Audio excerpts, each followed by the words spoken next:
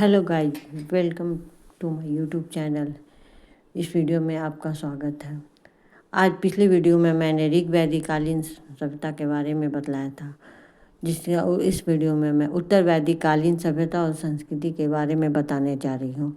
उत्तर वैदिक काल के हम सामाजिक, आर्थिक, राजनीतिक, धार्मिक, आश्रम व्यवस्था, जनजाति व्यवस्था सारे के बारे में मैं इसमें बात करूँगी।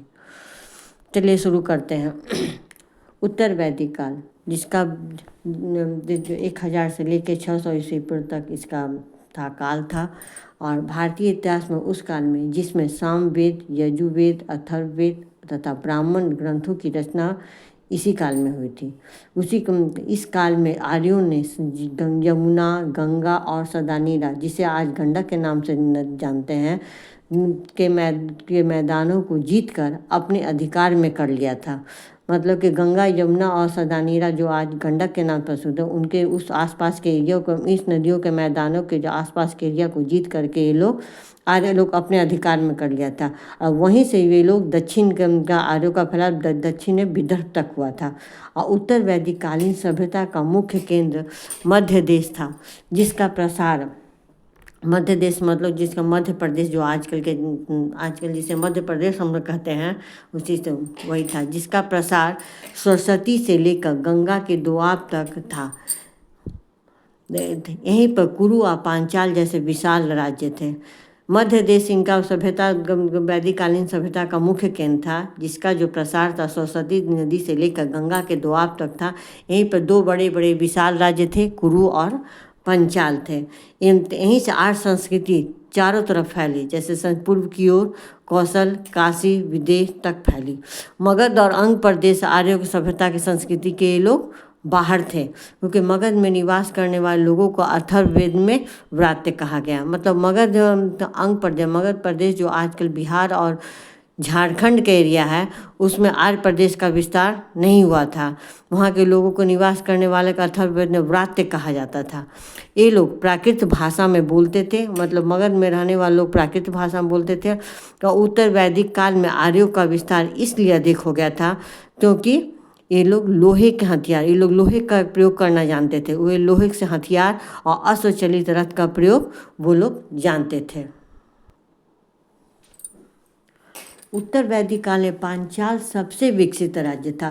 त्रिकूट, कैब्ज तथा मैनाक जो हिमालय क्षेत्र में स्थित है, इस सब का भी उल्लेख हमें उत्तर वैदिक काल के में मिलता है।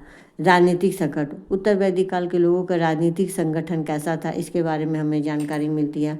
राजतंत्र शासन तंत्र का आधार था। उस काल में राजतंत्र ही था। कहीं कहीं गणराज्यों का भी हमें जानकारी मिलती है। उत्तर वैदिक काल की तुलना में राजा के अधिकार में वृद्धि हो रही थी। उससे अधिराज, राजाधिराज, सम्राट, एकराज जैसे उपाधियां मिलने लगी थी। मतलब कि ऋग वैदिक काल की तुलना में उत्तर वैदिक काल में राजा की स्थिति मजबूत हो गई थी। उसे विभिन्न उपाधियों से नवाजा जाने लगा भी था। राज शब्द का प्रयोग भी सबसे पहले हम उत्तर वैदिक काल में हुआ है। देखिए, साक्ष्य के आधार पर शासन में राजा का चुनाव पहले जनता करती थी। मतलब कि जो साक्ष्य मिला है उसके आधार पर पहले क्या होता था, राजा का जो चुनाव वो जनता करती थी। जनता को उसे विष कहा जाता था। फिर धीरे धीरे जनता के प्रतिनिधि करने लगे, और उसके बाद राजा का पद वंशानुगत हो गया था। राज्याभिषेक के समय राज्य सूर्य यज्ञ का आयोजन किया जाता था। राजा द्वारा राज के रत्नियों को हवि प्रदान की जाती थी। हवि का मतलब होता है राजा रत्नी के घर जा करके समर्थन और सहयोग मानता था। शतपथ ब्राह्मण में 12 प्रकार के रत्नी का विवरण है। जैसे एक है सेनानी, पुरोहित, युवराज, महिषी, सुत मतलब होता था राजा का सारथी, ग्रामिणी, छता को प्रतिहारी भी कहा जाता था, संग्रहिता को साधक कहता था, भागदूत कर संग्रहकर्ता भी कहा जाता था, अक्षवाय पासे के खेल में राजा को सहयोग देने वाला माना जाता था, पालागल राजा का मित्र एवं विदूषक का पूर्वज माना जाता था, गोवीकर्ता जंगल विभाग का प्रधान अधिकारी होता था। देखिए, सबसे पहले करों की नियमित व्यवस्था में उल्लेख मिलता है शतपथ ब्राह्मण में मिलता है। शतपथ ब्राह्मण में एक शब्द है बलिकृत, जिसे पता चलता है कि कर का सारा बोझ वैश्य लोग ही वहन करते थे। उस समय में कर का सारा बोझ खाली वैश्य लोगों को ही कर देना पड़ता था।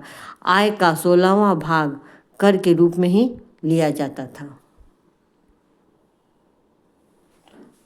कर अदायगी अन्न और पशु दोनों रूप में लिया जाता था। अक्षवाद आय व्यय का लेखा जोखा रखने वाला एक अधिकारी होता था। पालागल होता था, राजकीय संदेशों को पहुंचाने वाला का भी कार्य करता था। पूर्व वैदिक काल की तुलना में सभा और समिति की स्थिति में बदलाव आ गया था। मतलब ऋग वैदिक काल की तुलना में सभा समिति के परिस्थिति में बदलाव आया था। सभा एक ग्रामीण संस्था थी जो लोकल जो प्रॉब्लम होते थे उसका निवारण करती थी। सतवत ब्राह्मण में कहा गया है कि राजा सभा में उपस्थित होता था। अथर्ववेद में सभा को नरिष्ठा कहा जाता था। सभा में स्त्रियों का प्रवेश वर्जित था। इसका मतलब है कि ऋग वैदिक काल की तुलना में उत्तर वैदिक काल में स्त्रियों की स्थिति में गिरावट आ रही है। समिति के केंद्रीय संस्था थी। समिति का अध्यक्ष राजा होता था। समिति पर राजा का अंकुश था। मतलब धीरे धीरे राजा स्थिति मजबूत होती जा रही थी और वह समिति पर पूर्ण रूप से नियंत्रण रखता था। सामाजिक जीवन देखिए, उत्तर वैदिक काल के लोगों का सामाजिक जीवन कैसा था, इसके बारे में हमें जानकारी मिलती है। उत्तर वैदिक काल में छोटे छोटे ग्राम बड़े ग्राम में, मतलब छोटा छोटा जो ग्राम था वो बड़े ग्राम में, बड़ा ग्राम नगर में धीरे धीरे वो विकसित होने लगे थे, जिसका पता हमें जैमिनीय उपनिषद और तैत्तिरीय ब्राह्मण में मिलता है। जैसे महाग्रामों और नागरीन के रूप में हमें इसकी जानकारी मिलती है। गृह निर्माण मतलब घर का निर्माण कच्ची पक्की ईंटें, बांस, मिट्टी, लकड़ी से किया जाता था। घर में पशुशाला भी होते थे, अग्निशाला, अतिथिशाला भी होती थी। एक प्रकार की ये लोग ग्रामीण सभ्यता थी ये उत्तर वैदिक काल। वर्ण व्यवस्था कैसी थी? उत्तर वैदिक काल में समाज स्पष्ट रूप से 4 वर्णों में बटा हुआ था। स्पष्ट रूप से 4 वर्ण थे, ब्राह्मण, क्षत्रिय, वैश्य और शूद्र। इस कालक्रम वर्ण व्यवस्था इस काल में वर्ण व्यवस्था कर्म आधारित ना होकर जाति आधारित हो गया था। देखिए, ऋग वैदिक काल में था कि एक ही परिवार के लोग भिन्न भिन्न प्रकार के काम करते थे। लेकिन धीरे धीरे उत्तर वैदिक काल में यह प्रथा कि जो व्यक्ति जो काम कर रहा है वो धीरे धीरे वो वंशानुगत हो गया और वही जाति का आधार बन गया। उत्तर वैदिक काल में शूद्रों के यज्ञोपवीत संस्कार का अधिकार नहीं था। इतरे शूद्रों की स्थिति धीरे धीरे वो निम्न रूप होती जा रही थी। इतरे ब्राह्मण में 4 वर्णों के कर्मों का भी उल्लेख हमें मिलता है। उत्तर वैदिक काल में शूद्रों के अन्य वर्ग थे, जैसे चंडाल, निषाद, पौतकस, मागध, उग्र, वैदहव, अवोगव आदि। शिल्पियों में रथकार को यज्ञोपवीत संस्कार का अधिकार मिला हुआ था। सिर्फ शूद्रों को यज्ञोपवीत संस्कार का अधिकार नहीं था, लेकिन शिल्प लोगों को यज्ञोपवीत संस्कार का अधिकार दिया गया था। उपजाति के रूप में व्यापारी, लोहार, रथ निर्माता, बढ़ई, चमार, कर्मकार, मल्लाह का उल्लेख हमें मिलता है। अच्छा, इस काल में सर्वप्रथम गोत्र व्यवस्था प्रचलन में आई। गोत्र का अर्थ होता है जैसे कि एक मूल पुरुष के वंशज जो हो गए उनसे एक ही गोत्र, उसी का जो फैमिली बनता जाता था वही एक गोत्र कहलाता था। एक गोत्र के लोग आपस में विवाह नहीं कर सकते थे, उसके लिए उन्हें अगले गोत्र में विवाह करना पड़ता था। ठीक है। आश्रम व्यवस्था देखिए, उत्तर वैदिक काल में 4 आश्रम का स्पष्ट जिक्र हमें नहीं मिलता था। यानी कि उत्तर वैदिक काल में 4 आश्रम स्पष्ट नहीं थे। ये 4 आश्रम थे, ब्रह्मचर्य, गृहस्थ, वानप्रस्थ, संन्यास। लेकिन जावलोपनिषद में 4 आश्रम का स्पष्ट विवरण हमें मिलने लगा है। विवाह कैसा था उत्तर वैदिक काल में? उत्तर वैदिक काल में अंतर्वर्णीय विवाह, बहुविवाह, विधवा विवाह, नियोग प्रथा, दहेज प्रथा का प्रचलन था। लेकिन बाल विवाह, पर्दा प्रथा, सती प्रथा का उल्लेख उत्तर वैदिक काल में नहीं मिलता है। यानी कि जो बाल विवाह, पर्दा प्रथा, सती प्रथा, ये सब जो कुरीतियाँ जो आई हैं वो उत्तर वैदिक काल में नहीं थी। बाद में ये सब कुरीतियाँ हमारे सभ्यता में आई हैं। स्त्रियों की दशा जो वैदिक काल की तुलना में अच्छी नहीं थी। उन स्त्रियों की दशा धीरे धीरे खराब होती चली गई और ऋग वैदिक काल की तुलना में उत्तर वैदिक काल में स्त्रियों की दशा उतनी अच्छी नहीं थी। पुत्री के जन्म पर लोग दुख मनाते थे और पुत्र जन्म पर लोग हर्ष व्यक्त करते थे। स्त्रियों के लिए उपनयन संस्कार प्रतिबंधित था। तैत्तिरीय ब्राह्मण में पत्नी के बिना पति यज्ञ कार्य को संपन्न नहीं कर सकता था। मतलब कोई भी यज्ञ पति पत्नी के बिना संपन्न नहीं कर सकता था। शतपथ ब्राह्मण में भी विदुषी कन्याओं का उल्लेख है। ये कन्याएं जो होती थी वह वेद की ऋचाओं की रचना भी करती थी। इनमें से प्रमुख है गार्गी, गंधर्व, गृहीता, मैत्री, लोपामुद्रा, ये सब थे।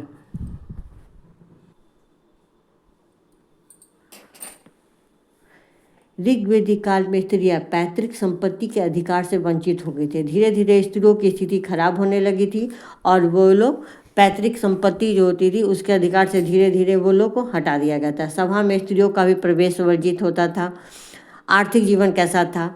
कृषि आर्यों का प्रमुख व्यवसाय था। उस समय खेती बाड़ी आर्यों का प्रमुख व्यवसाय था। लेकिन शतपथ ब्राह्मण में सबसे पहले कृषि की समस्त प्रक्रियाओं जैसे कर्षण, कर्षण का मतलब जुताई होता है, वपन, वपन का मतलब बुआई होता है, लूलन, लूलन का मतलब कटाई होता है, एवं मर्सन, मर्सन का मतलब लड़ाई।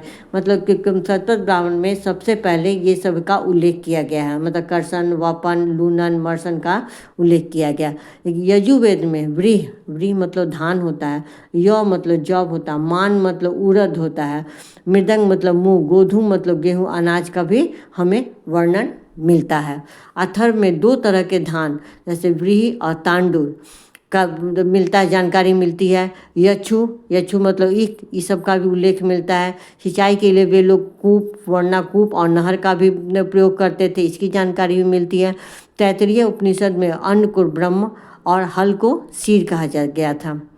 अच्छा देखिए, पशुपालन, उस समय पशुपालन कैसा था? मुख्य पशु के रूप में तो खैर गाय थी, वो तो ऋग्वैदिक काल में भी थी, उत्तर वैदिक काल में गाय थी। उसके अलावा भी और भी वो लोग पशुओं का पालन करते थे, जैसे बैल, घोड़ा, हाथी, भैंस, बकरी, ऊँट, सूकर आदि थे। उद्योग कैसा था? जैसे प्रमुख उद्योग व्यवसाय था, धातुकर्मी थे, लेकिन उसके अलावा भी और व्यवसाय था, जैसे मछुआरे थे, धोबी थे, कुलाल थे, भीषक, भीषक मतलब चिकित्सक होते थे। ये सब की जानकारी हमें वासई संहिता और तैत्तिरीय उपनिषद से मिलती है।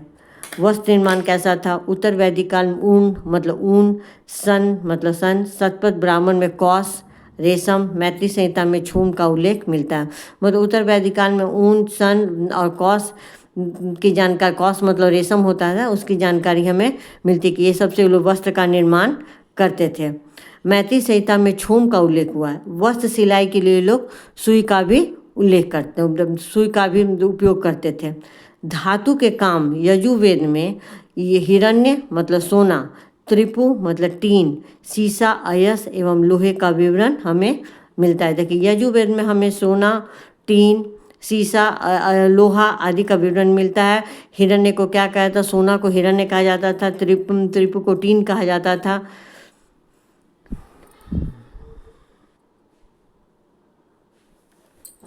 सोने चांदी के भी आभूषण बनाए जाते थे उस काल में। उत्तर वैदिक काल में लोहे को श्याम अयस और कृष्ण अयस भी कहा जाता था।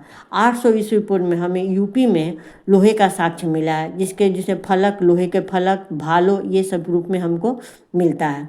उत्तर वैदिक काल में लुहार के लिए करमार शब्द का प्रयोग, मतलब लुहार के लिए करमार, लुहार को करमार कहा जाता था। और तच्छा शब्द बढ़ई के लिए आया है, मतलब बढ़ई को तच्छा कहा जाता था। ये सब की जानकारी हमें अथर्ववेद से मिलती है। कैवर्त शब्द मछुआरे के लिए आया है, वह यजुर्वेद में हमें इसकी जानकारी है, मतलब कि मछुआरे को कैवर्त कहा जाता था। इस काल में 4 प्रकार के बर्तन से परिचित थे, जैसे काले और लाल भांड, काले भांड, चित्रित धूसल भांड, लाल भांड। व्यापार कैसा था इस काल का? इस काल का व्यापार वस्तु विनिमय प्रणाली पर आधारित था, मतलब एक सामान दीजिए उसके बदले दूसरी चीज़ वो देते थे। मतलब लेन देन का माध्यम गाय या निष्क बनाया था, मतलब लेन देन में गाय और निष्क, निष्क मतलब होता सोने चांदी, लेन देन में गाय और निष्क कहीं कहीं प्रयोग किया जाता था। मतलब सिक्के का उस समय प्रयोग होना शुरू नहीं हुआ था। तौल के रूप में शतमान, कृष्णल, पाद आदि का विवर्णन है। उत्तर वैदिक काल में व्यवसायी संगठन के लिए श्रेष्ठी शब्द आया है, जिसका पता हमें ऐतरेय ब्राह्मण से चलता है। गण और गणपति शब्द है जो वासनी संहिता से लिया गया है।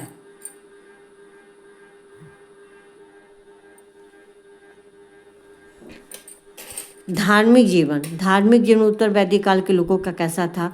उत्तर वैदिक काल में आर्यों का एक समूह जो यागिक अनुष्ठान मतलब यज्ञ का जो अनुष्ठान करता था उसे ब्राह्मण कहा जाता था। कालांतर में मतलब कालांतर में बाद में यही ब्राह्मण जो है वो यज्ञ का अनुष्ठान संपन्न कराने के लिए पुरोहित का भी काम करने लगे थे। ऋग्वेद में 7 प्रकार के पुरोहित और उत्तर वैदिक काल में 14 प्रकार के पुरोहित होते थे, जिसमें से चार मुख्य पुरोहित होते थे। जैसे होता प्रार्थना करने वाला पुरोहित होते थे, जिसे ऋग संहिता का सृजन किया था। उद्गाता होता था, वो सामवेद का गायन करता था। अथर्वयु होता था, यजुर्वेद संहिता का मंत्रोच्चार करने वाला पुरोहित होता था। और पशु बलि में हस्त कार्य की आवश्यकता को भी ये पूरा करता था। ब्राह्मण होता था जो यज्ञ जो होता था वो सभी विधि पूर्वक किया जा रहा है कि नहीं वो सब देखता था।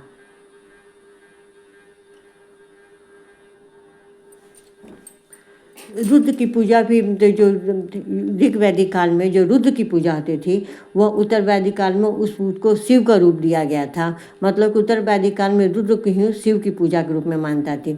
विष्णु को एक संरक्षक देवता के रूप में माना जाता था। पूषण जो थे शूद्रों का देवता था। इस काल में बहुदेवतावाद, मूर्ति पूजा, वासुदेव संप्रदाय, षट दर्शनों जैसे सांख्य, योग, चवार्क, न्याय, वैशेषिक, पूर्व मीमांसा, उत्तर मीमांसा का भी बीजारोपण हो गया था। जैसे प्रमुख दर्शन है और उसके रचयिता हैं। इसके प्रमुख दर्शन कौन कौन है देखिए, जैसे दर्शन है चवार्क है, उसका भौतिकवादी जिसके रचयिता भी चवार्क है। सांख्य है जिसके सांख्य है, दर्शन सांख्य है, उसके रचयिता कपिल हैं। योग है जिसके रचयिता पातंजलि है। न्याय है जिसके रचयिता गौतम है। पूर्व मीमांसा है जिसके रचयिता जैमिनी है। उत्तर मीमांसा जिसके रचयिता बदरायन है। वैशेषिक है जिसके रचयिता कनाद और उलूक है। उसी तरह से गृहस्थों के 5 महायज्ञों का भी उस समय अनुष्ठान करना पड़ता था। जैसे नंबर 1 हो गया ब्रह्मयज्ञ, जैसे प्राचीन ऋषियों के प्रति कृतज्ञता होती थी। देवयज्ञ, देवताओं के प्रति कृतज्ञता होती थी। पितृयज्ञ, पितरों का भी तर्पण होता था। मनुष्य यज्ञ, अतिथि सत्कार होता था। भूत यज्ञ, समस्त जीवों के प्रति कृतज्ञता, जैसे चींटियों, पक्षियों, सांवरों को भोजन देना, ये सब महत्वपूर्ण यज्ञ था। उसके अलावा भी और भी महत्वपूर्ण यज्ञ था। राजसूय यज्ञ जो राजा राज्याभिषेक के समय करवाता था। अश्वमेध यज्ञ, इस यज्ञ में राजा के द्वारा एक घोड़ा छोड़ा जाता था। वो घोड़ा जिस क्षेत्र से होकर गुजरता था उस क्षेत्र पर राजा का अधिकार होता था। वाजपेयी यज्ञ मतलब रथों की दौड़ होती थी। 5 महायज्ञों के अतिरिक्त 7 हवि यज्ञ और 7 सोम यज्ञ भी होते थे। जैसे हवि यज्ञ होते थे अग्न्याध्याय, अग्निहोत्र, 10 पौर्णमास, अग्रहायन, चतुर्मास्य, निरुद्ध पशुवध, सौत्रामणि, ये सब 7 सोमयज्ञ भी होते थे। सोमयज्ञ किसे थे?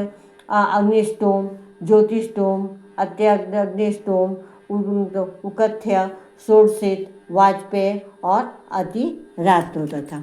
दत्ता ऋषि जो थे, जो दत्ता ऋषि के पुत्र निमि जो थे वही उन्होंने ही संभवतः श्राद्ध प्रथा का आरंभ किया था। 4 प्रकार के पुरुषार्थ थे, धर्म, अर्थ, काम और मोक्ष। इस वीडियो में इतना ही। अगली वीडियो में वीडियो देखने के लिए धन्यवाद। अगली वीडियो में एक नए वीडियो में फिर से मिलेंगे हम। धन्यवाद।